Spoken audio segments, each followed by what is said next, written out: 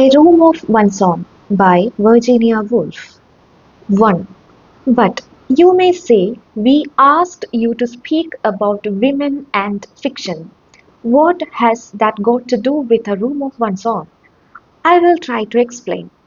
When you asked me to speak about women and fiction, I sat down on the banks of a river and began to wonder what the words meant. They might mean simply a few remarks about Fanny Burney, a few more about Jane Austen, a tribute to the Brontes and a sketch of Haworth Parsonage under snow, some witticisms if possible about Miss Mitford, a respectful allusion to George Eliot, a reference to Mrs. Gaskell, and one would have done. But at second sight the words seemed not so simple. The title "Women and Fiction" might mean, and you may have meant it to mean, women and what they are like, or it might mean women and the fiction that they write, or it might mean women and the fiction that is written about them, or it might mean that somehow all three are inextricably mixed together and you want me to consider them in that light. But when I began to consider the subject in this last way, which seemed the most interesting, I soon saw that it had one fatal drawback. I should never be able to come to a conclusion. I should never be able to fulfill what is, I understand, the first duty of a lecturer to hand you after an hour's discourse a nugget of pure truth to wrap up between the pages of your notebooks and keep on the mantelpiece forever. All I could do was to offer you an opinion upon one minor point. A woman must have money and a room of her own if she is to write fiction, and that, as you will see, leaves the great problem of the true nature of woman and the true nature of fiction unsolved. I have shirked the duty of coming to a conclusion upon these two questions. Women and fiction remain, so far as I am concerned, unsolved problems. But in order to make some amends, I am going to do what I can to show you how I arrived at this opinion about the room and the money. I am going to develop in your presence as fully, as freely as I can the train of thought which led me to think this. Perhaps if I lay bare the ideas, the prejudices that lie behind this statement, you will find that they have some bearing upon women and some upon fiction. At any rate, when a subject is highly controversial, and any question about sex is that one cannot hope to tell the truth. One can only show how one came to hold whatever opinion one does hold. One can only give one's audience the chance of drawing their own conclusions as they observe the limitations, the prejudices, the idiosyncrasies of the speaker. Fiction here is likely to contain more truth than fact. Therefore, I promise making use of all the liberties and licenses of a novelist to tell you the story of the 2 days that preceded my coming here. How, bowed down by the weight of the subject which you have laid upon my shoulders, I pondered it and made it work in and out of my daily life. I need not say that what I am about to describe has no existence. Oxbridge is an invention, so is Fernham. I is only a convenient term for somebody who has no real being. Lies will flow from my lips, but there may perhaps be some truth mixed up with them. It is for you to seek out this truth and to decide whether any part of it is worth keeping. If not, you will of course throw the whole of it into the waste paper basket and forget all about it. Here, then, call me Mary Benton, Mary Seton, Mary Carmichael, or by any name you please. It is not a matter of any importance. Here then was I sitting on the banks of a river a week or two ago in fine October weather, lost in thought. That I call her, I have spoken of women and fiction, the need of coming to some conclusion on a subject that raises all sorts of prejudices and passions, bowed my head to the ground. To the right and left bushes, some sort, golden and crimson, glowed with the color, even it seemed burnt with the heat of fire. On the further bank the willows wept in perpetual lamentation, their hair above their shoulders. The river reflected whatever it chose of sky and bridge and burning tree, and when the undergraduate had oared his boat through the reflections they closed again, completely as if he had never been. There one might have sat the clock round lost in thought. Thought, to call it by a prouder name than it deserved, had let its line down the stream. It swayed, minute after minute, hither and thither among the reflections and weeds, letting the water lift it and sink it until you know the little tug, the sudden conglomeration of an idea at the end of one's line, and then the cautious hauling of it in, and the careful laying of it out. Alas, laid on the grass, how small, how insignificant this thought of mine looked! The sort of fish that a good fisherman puts back into the water so that it may grow fatter and be one day worth cooking and eating. I will not trouble you with that thought now, though if you look carefully, you may find it for yourselves in the course of what I am going to say. But, however small it was, it had, nevertheless, the mysterious property of its kind put back into the mind. It became at once very exciting and important, and it darted and sank, and flashed hither and thither, set up such a wash and tumult of ideas that it was impossible to sit still. It was thus that I found myself walking with extreme rapidity across a grass plot.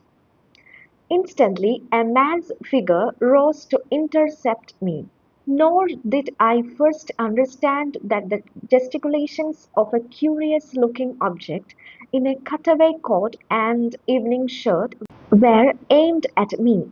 His face expressed horror and indignation. Instinct rather than reason came to my help. He was a beadle. I was a woman. This was a turf. There was the path. Only the fellows and scholars are allowed here. The gravel is the place for me. Such thoughts were the work of a moment. As I regained the path, the arms of the beadle sang. His face assumed its usual repose, and though turf is better walking than gravel, no very great harm was done. The only charge I could bring against the fellows and scholars of whatever the college might happen to be was, that in protection of their turf, which has been rolled for 300 years in succession, they had sent my little fish into hiding. What idea it had been that had sent me so audaciously trespassing I could not now remember. The spirit of peace descended like a cloud from heaven. For if the spirit of peace dwells anywhere, it is in the courts and quadrangles of Oxbridge on a fine October morning. Strolling through those colleges, past those ancient halls, the roughness of the present seemed smoothed away. The body seems contained a miraculous glass cabinet through which no sound could penetrate, and the mind, freed from any contact with fact, was at liberty to settle down upon whatever meditation was in harmony with the moment.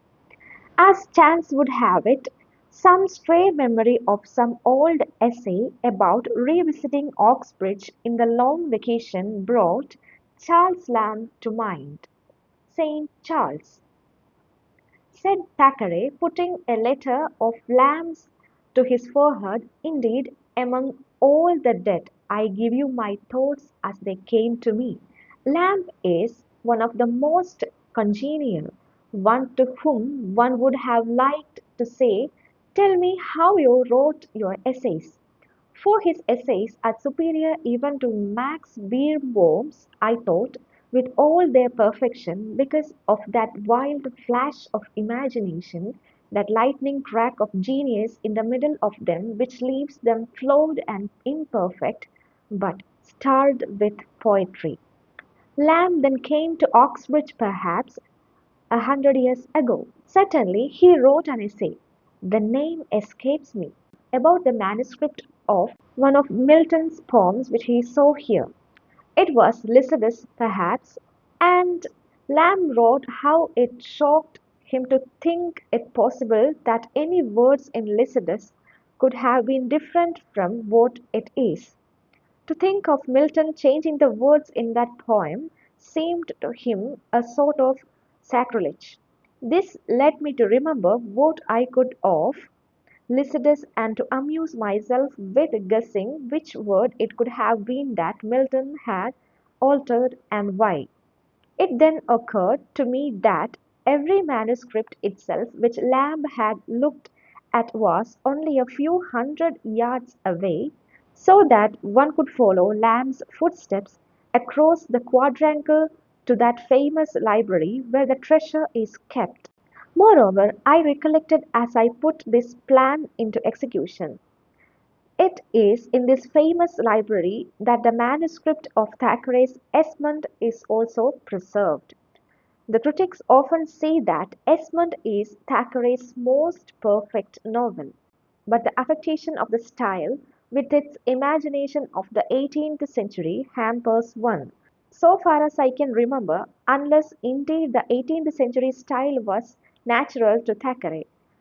A fact that one might prove by looking at the manuscript and seeing whether the alterations were for the benefit of the style or of the sense.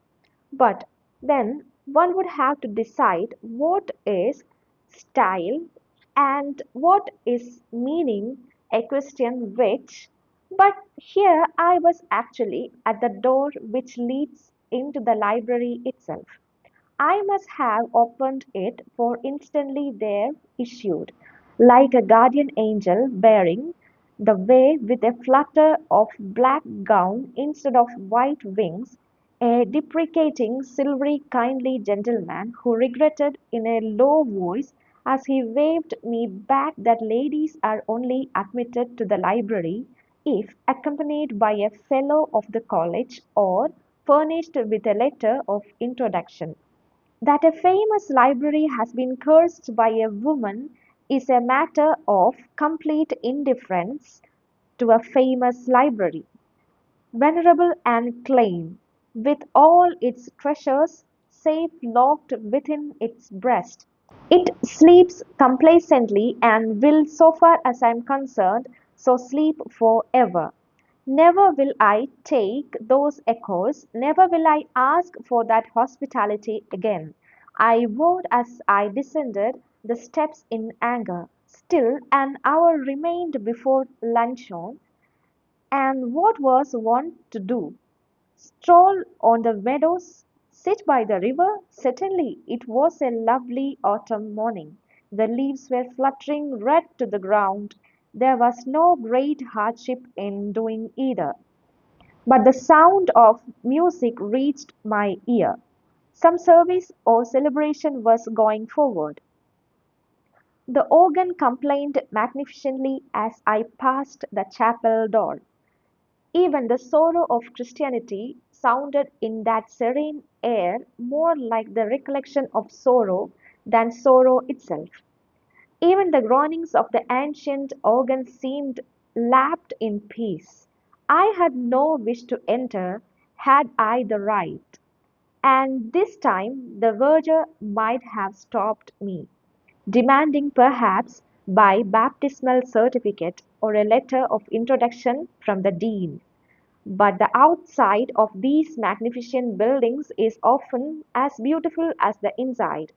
Moreover, it was amusing enough to watch the congregation assembling, coming in and going out again, busying themselves at the door of the chapel like bees at the mouth of the hive. Many were in cap and gown.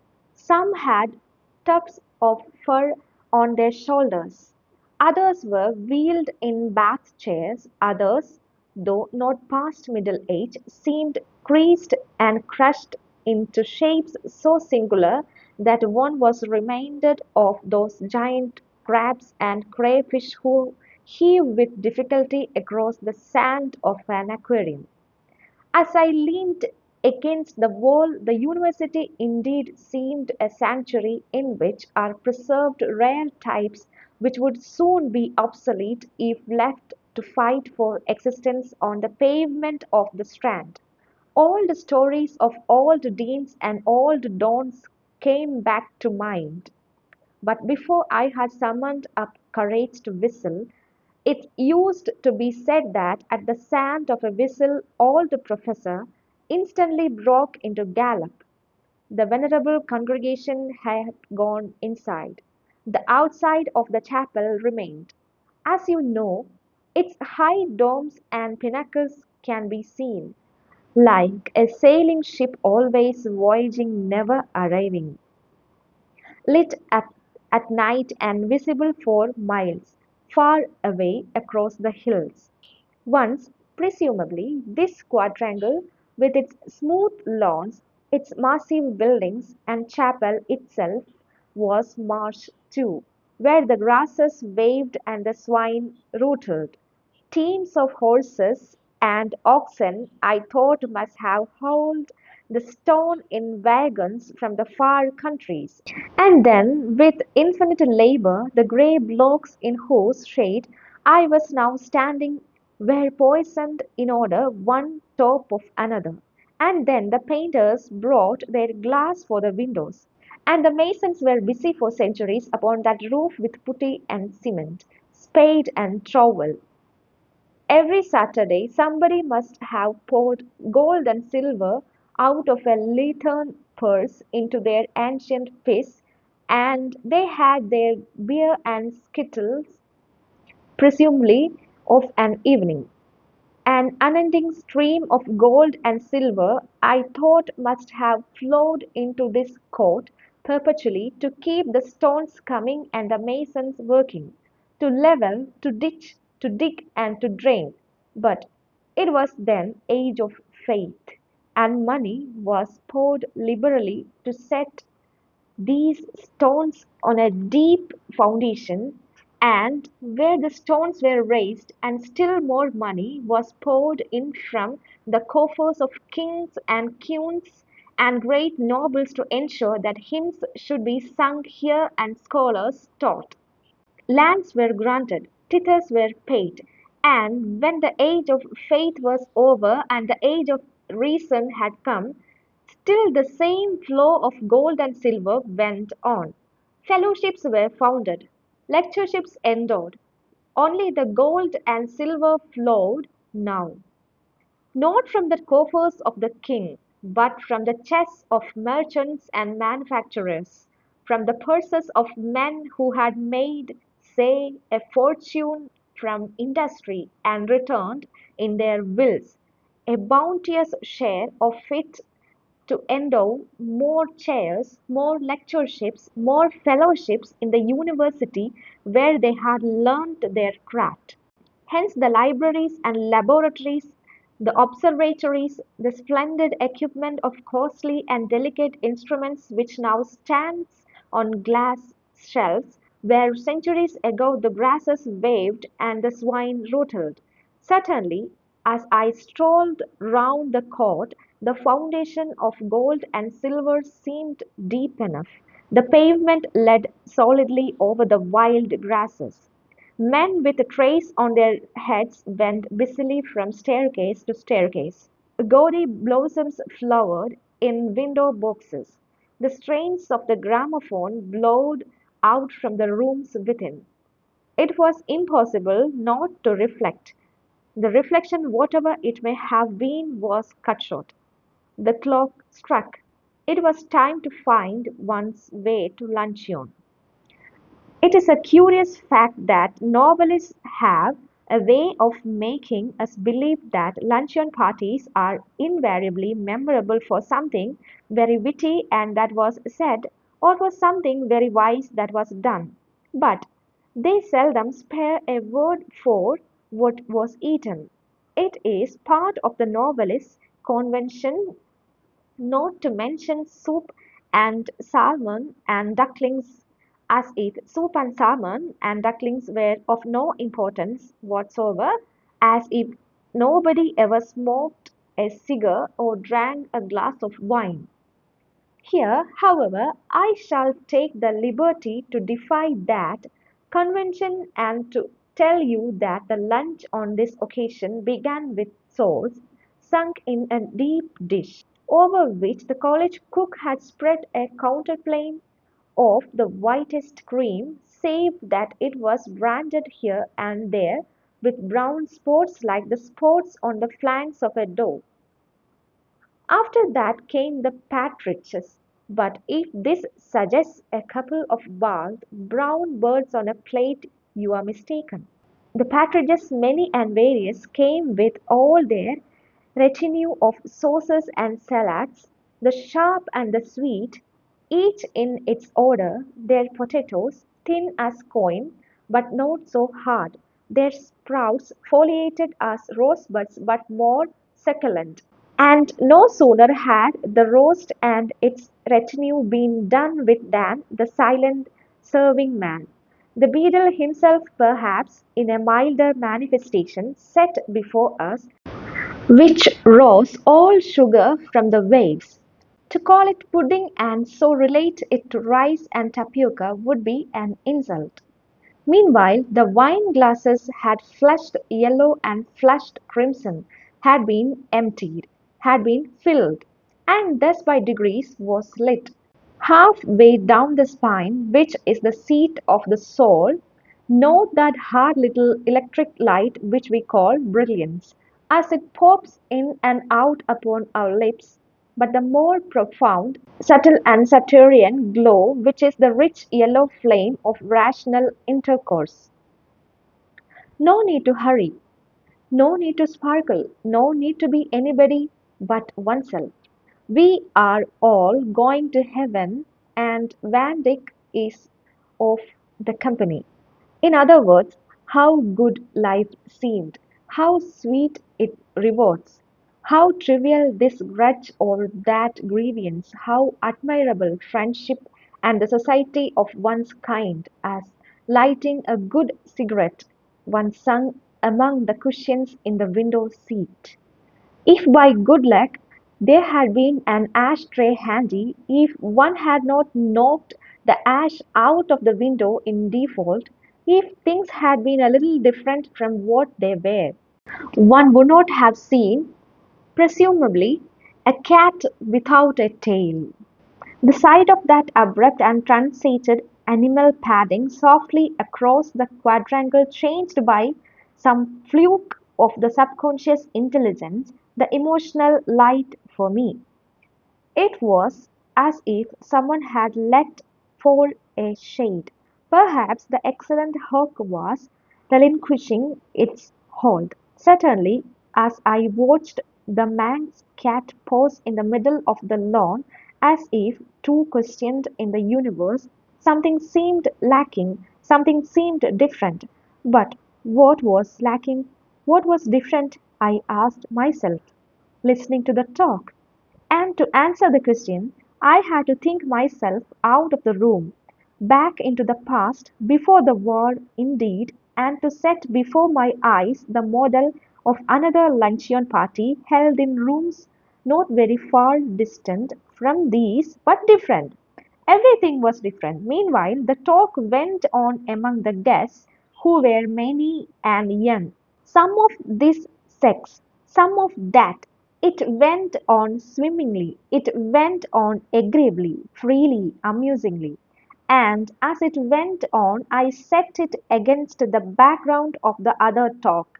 And as I matched the two together, I had no doubt that one was the descendant, the legitimate heir of the other. Nothing was changed, nothing was different, save only here I listened with all my ears, not entirely to what was being said, but to the murmur or current behind it. Yes, that was it. The change was there. Before the war, at a luncheon party like this, people would have said precisely the same things, but they would have sounded different because in those days they were accompanied by a sort of humming noise, not articulate but musical, exciting, which changed the value of words themselves. Could one set that humming noise to words? Perhaps with the help of the poets one could. A book lay beside me and opening it, I turned casually enough to Tennyson. And here I found Tennyson was singing, "There has fallen a splendid tear from the passion flower at the gate. She is coming, my dove, my dear. She is coming, my life, my fate. The red rose cries, she is near, she is near. And the white rose weeps, she is late. The larkspur listens, I hear. And the lily whispers, I wait." Was that what men hummed at luncheon parties before the war? And the women? My heart is like a singing bird whose nest is in a lotus shoot. My heart is like an apple tree whose boughs are bent with thick set fruit. My heart is like a rainbow shell that paddles in a halcyon sea.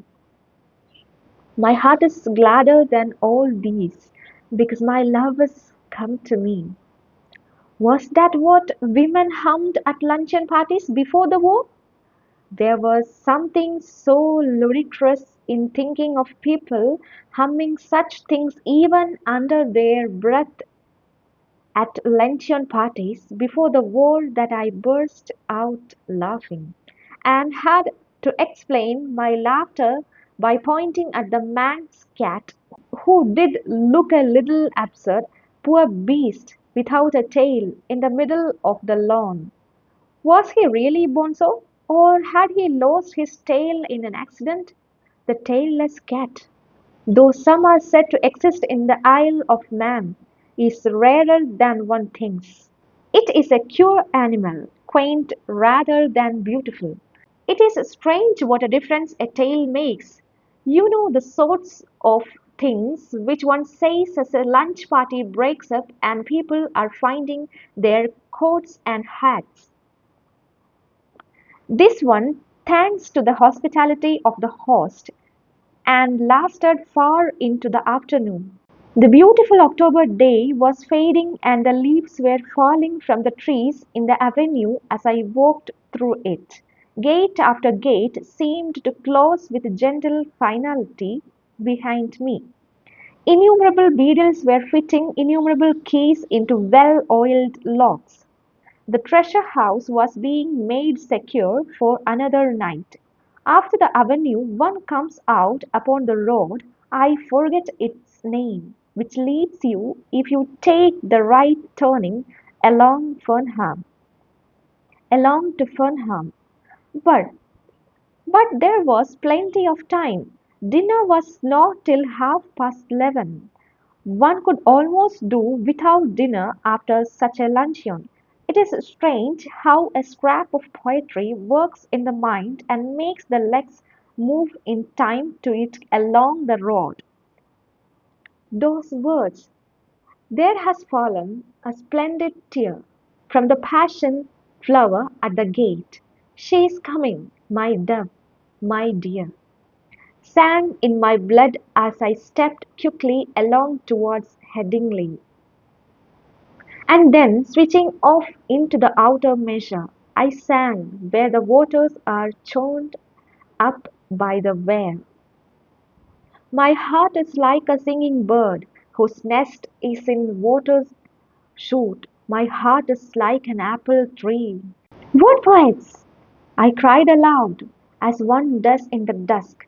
What poets they were!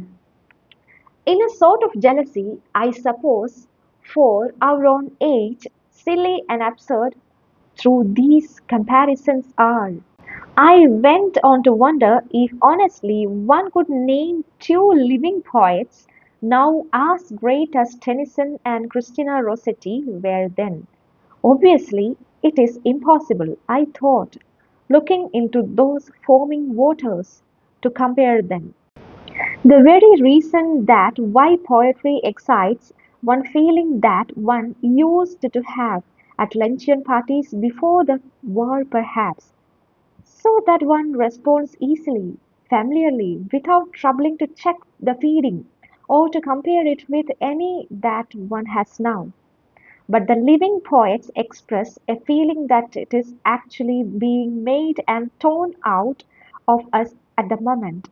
One does not recognize it in the first place.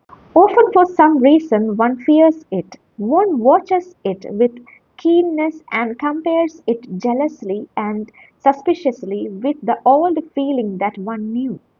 Hence the difficulty of modern poetry, and it is because of this difficulty that one cannot remember more than two consecutive lines of any good modern poet. For this reason, that my memory failed me, the argument flagged for want of material, but why I continued. Moving on towards Headingley, have we stopped humming under our breath at luncheon parties? Why was Alfred ceased to sing, "She's coming, my dove, my dear"? Why has Christina ceased to respond, "My heart is gladder than all these, because my love is come to me"? Shall we lay the blame on the war? When the guns fired in August 1914, did the faces of men and women show so plain in each other's eyes that romance was killed? Certainly, it was a shock to women in particular with their illusions about education and so on, to see the faces of our rulers in the light of the shell fire. So ugly they looked, German, English, French, so stupid. But lay the blame where one will, on whom one will, the illusion which inspired Tennyson and Christina Rossetti to sing so passionately about the coming of their lovers is far rarer now than then. One has only to read, to look, to listen, to remember, but why say blame? Why, if it was an illusion, not praise the catastrophe, whatever it was, that destroyed illusion and put truth in its place? For truth, those dots mark the spot where, in search of truth, I missed the turning up to Fernham. Yes, indeed, which was truth and which was illusion? I asked myself. What was the truth about these houses?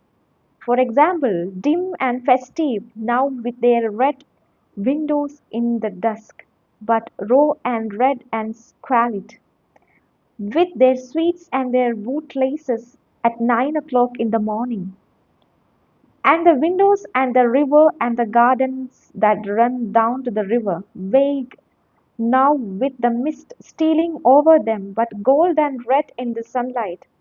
Which was the truth? Which was the illusion about them?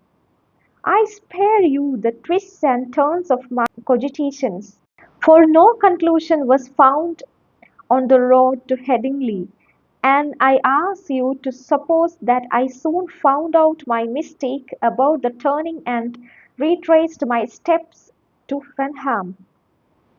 As I have said already that it was an October day, I dare not forfeit your respect and imperil the fair name of fiction by changing the season and describing lilacs hanging over garden walls, crocuses, tulips, and other flowers of spring.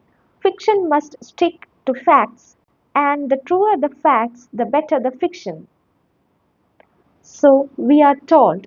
Therefore, it was a still autumn, and the leaves were still yellow and falling, if anything, a little faster than before, because it was now evening, 7:23 to be precise, and a breeze, from the southwest to be exact, had risen. But For all that there was something odd at work. My heart is like a singing bird whose nest is in a water's shoot. My heart is like an apple tree whose boughs are bent with thick set fruit.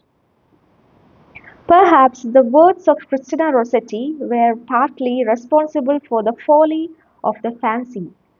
It was nothing, of course, but a fancy that the lilac was shaking its flowers over the garden walls, and the brimstone butterflies were scudding hither and thither, and the dust of the pollen was in the air. A wind blew, from what quarter I know not, but it lifted the half-grown leaves so that there was a flash of silver grey in the air. It was the time between the lights when colors undergo their intensification and purples and golds burn in window panes like the beat of an excitable heart. When for some reason the beauty of the world revealed and yet soon to perish, here I pushed into the garden, for unwisely the door was left open and no beetles seemed about. The beauty of the world, which is so soon to perish, has two edges, one for laughter, one for anguish, cutting the heart asunder. The gardens of Fernham lay before me in the spring twilight, wild and open, and in the long grass, sprinkled and carelessly flung, were daffodils and bluebells, not orderly perhaps at the best of times, and now wind-blown and waving as they tugged at their roots. The windows of building curved like ships' windows among generous waves of red brick, changed from lemon to silver under the flight of the quick spring clouds. Somebody was in a hammock, somebody, but in this light they were phantoms only, half guessed, half seen, raced across the grass. Would no one to stop her? And then on the terrace, as if popping out to breathe the air, to glance at the garden, came a bent figure, formidable yet humble, with her great forehead and her shabby dress. Could it be the famous scholar? Could it be J.H. herself? All was dim, yet intense too, as if the scarf which the dusk had flung over the garden were torn asunder by the star or sword, the gash of some terrible reality leaping, as its way is, out of the heart of the spring, for youth. Here was my soup. Dinner was being served in the great dining hall. Far from being spring, it was in fact an evening in October. Everybody was assembled in the big dining room. Dinner was ready. Here was the soup. It was a plain gravy soup. There was nothing to stir the fancy in that. One could have seen through the transparent liquid any pattern that there might have been on the plate itself. But there was no pattern. The plate was plain. Next came beef with its attendant greens and potatoes, a homely trinity, suggesting the runs of cattle in a muddy market, and sprouts curled and yellowed at the edge, and bargaining and cheapening, and women with string bags on Monday morning. There was no reason to complain of human nature's daily food, seeing that the supply was sufficient and coal miners doubtless were sitting down to less. Prunes and custard followed. And if anyone complains that prunes, even when mitigated by custard, are an uncharitable vegetable fruit, they are not.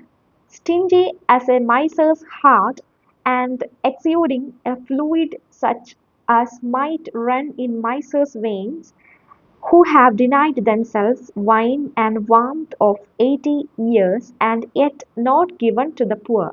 He should reflect that there are people whose charity embraces even the prune. Biscuits and cheese came next, and here the water jug was liberally passed round, for it is the nature of biscuits to be dry, and these were biscuits to the core. That was all. The meal was over. Everybody scraped their chairs back. The swing doors swung violently to and fro. Soon the hall was emptied of every sign of food and made ready no doubt for breakfast next morning. Down corridors and up staircases the youth of England went banging and singing. And was it for a guest, a stranger? For I had no more right here in Fernham than in Trinity or Somerville or Girton or Newnham or Christchurch to say the dinner was not good, or to say we were now Mary Satan and I in her sitting room. Could we not have dined up here alone? For if I had said anything of the kind, I should have been prying and searching into the secret economies of a house which to the stranger wears so fine a front of gaiety and courage. No one could say nothing of the sort. Indeed, conversation for a moment flagged. The human frame being what it is, heart, body, and brain all mixed together, and not contained in separate compartments, and they will not be, no doubt, in another million years. A good dinner is of great importance to good talk. One cannot think well, love well, sleep well, if one has not dined well. The lamp in the spine does not light on beef and prunes. We are all probably going to heaven, and Vandyck is, we hope to meet us round the next corner. That is the dubious and qualifying state of mind that beef and prunes at the end of the day's work breed between them. Happily, my friend, who taught science, had a cupboard where there was a quart bottle and little glasses. But there should have been Saul and Partridge to begin with, so that we were able to draw up to the fire and repair some of the damages of the day's living. In a minute or so we were slipping freely in and out among all those objects of curiosity and interest which form in the mind in the absence of a particular person, and are naturally to be discussed on coming together again. How somebody has married, another has not. One thinks this, another that. One has improved out of all knowledge, the other most amazingly gone to the bad, with all whose speculations upon human nature and the character of amazing world we live in which spring naturally from such beginnings. While these things were being said, however, I became shamefacedly aware of a current setting of its own accord and carrying everything forward to an end of its own. One might be talking of Spain or Portugal, of book or rare horse, but the real interest of whatever was said was none of those things, but a scene of masons on a high roof some 5 centuries ago. Kings and nobles brought treasure in huge sacks and poured it under the earth. This scene was for ever coming alive in my mind and placing itself by another of lean cows and a muddy market and withered greens and the stingy hearts of old men. These two pictures, disjointed and disconnected, the nonsensical as they were forever coming together and combating each other's and held me entirely at their mercy. The best course, unless the whole talk was to be distorted, was to expose what was in my mind to the air, when it good luck it would fade and crumble like the head of the dead king when they opened the coffin at Windsor. Briefly then, I told Miss Seton about the masons who had been all those years on the roof of the chapel, and about the kings and queens and nobles bearing sacks of gold and silver on their shoulders, which they shovelled into the earth, and then how the great financial magnates of our own time came and laid checks and bonds, I suppose, where the others had laid ingots and rough lumps of gold. All that lies beneath the colleges down there, I said. But this college, where we are now sitting, what lies beneath its gallant red brick and the wild, unkempt grasses of the garden? What force is behind that plain china off which we dined? And here it popped out of my mouth before I could stop it, the beef, the custard, and the prunes. Well, said Mary Sutton, about the year 1860. Oh, but you know the story, she said, bored, I suppose, by the recital. And she told me rooms were hired, committees met, envelopes were addressed, circulars were drawn up, meetings were held, letters were read out. So and so has promised so much. On the contrary, Mr. won't give a penny. The Saturday Review has very rude. How can we raise a fund to pay for offices? Shall we hold a bazaar? Can't we find a pretty girl to sit in front of row? Let us look up what John Stuart Mill said on the subject. Can anyone persuade the editor of the to print a letter? Can we get Lady to sign it? Lady is out of town. That was the way it was done. Presumably 60 years ago, it was a prodigious effort, and a great deal of time was spent on, and it was only after a long struggle and with the utmost difficulty that they got £30,000 together. So obviously, we cannot have wine and partridges and servants carrying tin dishes on their heads, she said. We cannot have sofas and separate rooms. The amenities, she said, quoting from some book or other, will have to wait. And the thought of all those women working year after year and finding it hard to get £2,000 together, and as much as they could do to get £30,000. We burst out in scorn at the reprehensible poverty of our sex. What had our mothers been doing then that they had no wealth to leave us? Powdering their noses, looking in at shop windows, flaunting in the sun at Monte Carlo. There were some photographs on the mantelpiece. Mary's mother, if that was her picture, may have seen a wastrel in her spare time. She had 13 children by a minister of the church. But if so, her grey and dissipated life had left too few traces of its pleasures on her face. She was a homely body, an old lady in a plain shawl which was fastened by a large cameo, and she sat in a basket chair, encouraging a spaniel to look at the camera with the amused yet strained expression of one who is sure what the dog will move directly the bulb is pressed.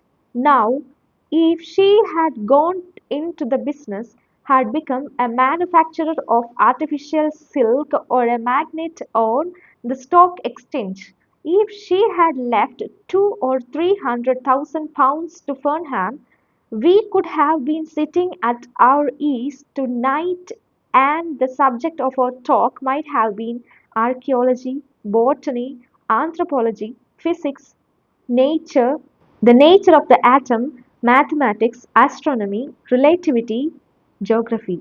If only Mrs. Satan and her mother before her had learnt the great art of making money and had left their money like their fathers and their grandfathers before them. to found fellowships and lectureships and prizes and scholarships appropriated to the use of their own sex. We might have dined very tolerably up here alone off a bird and a bottle of wine. We might have looked forward without undue confidence and to a pleasant and honourable lifetime spent in the shelter of one of the liberally endowed professions.